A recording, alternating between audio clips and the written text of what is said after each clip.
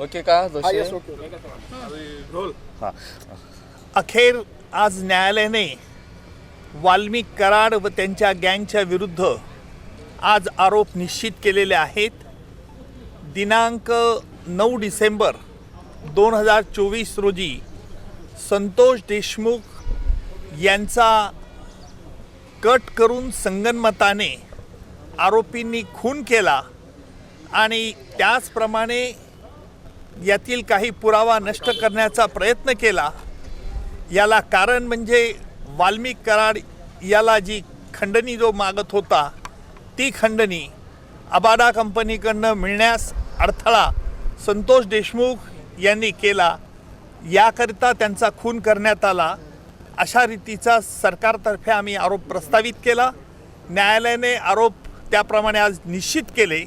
एकूण सगळ्या आरोपींच्या विरुद्ध आज निश्चित करून त्याची पुढील तारीख आता 8 जानेवारी ही तारीख ठेवलेली आहे. आजही आरोपींतर्फे पुन्हा हे आरोपी निश्चितची सुनावणी लांबणीवर टाकण्याचा प्रयत्न झाला. आरोपींनी या खटल्यामध्ये आतापर्यंत जे D2 ऑपरेशन केलं, ज्याप्रमाणे पाकिस्तानतर्फे K2 operation, K for Kashmir आणि K फॉर खलिस्तान असं केलं जात होतं, त्याचप्रमाणे आरोपींनी देखील या खटल्यात वेळोवेळी वेगवेगळे हातखंडे वापरून D2 operation, D for delay आणि डिरेल, उशीर करणं आणि खटला उलथून टाकण्याचे प्रयत्न होते. त्याला आज आरोप निश्चित झाल्यामुळे या प्रयत्नांना चाप बसलेला आहे आणि यापुढचं सुनावणी, यापुढे जी 9 तारखेला सुनावणी आहे त्यामध्ये सरकारतर्फे कागदपत्र ज्यांच्यावरती प्रॉसिक्युशन भिस्त ठेवत आहे ती कागदपत्र आरोपीला मान्य आहेत किंवा अमान्य आहे याच्याकरता विचारलं जाईल.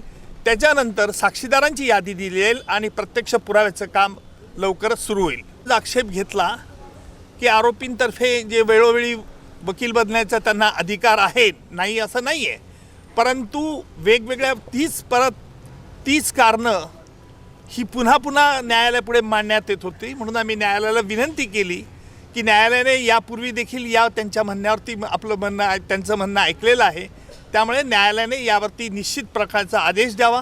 त्याप्रमाणे निश्चितपणे आज न्यायालयाने प्रत्येक आरोपीला विचारलं, तुमच्या विरुद्ध हे आरोप ठेवण्यात आलेले आहेत, सगळे आरोप तुरुंगातच होते, आरोपींनी आरोप मान्य नाही असं सांगितलं आहे आणि न्यायालयाने त्याकरता ते रेकॉर्ड जेलमध्ये पाठवण्यात येईल आणि जेलमधून त्यांची स्वाक्षरी झाल्यानंतर पुन्हा खटल्याच्या कामाकरता सुरुवात होईल.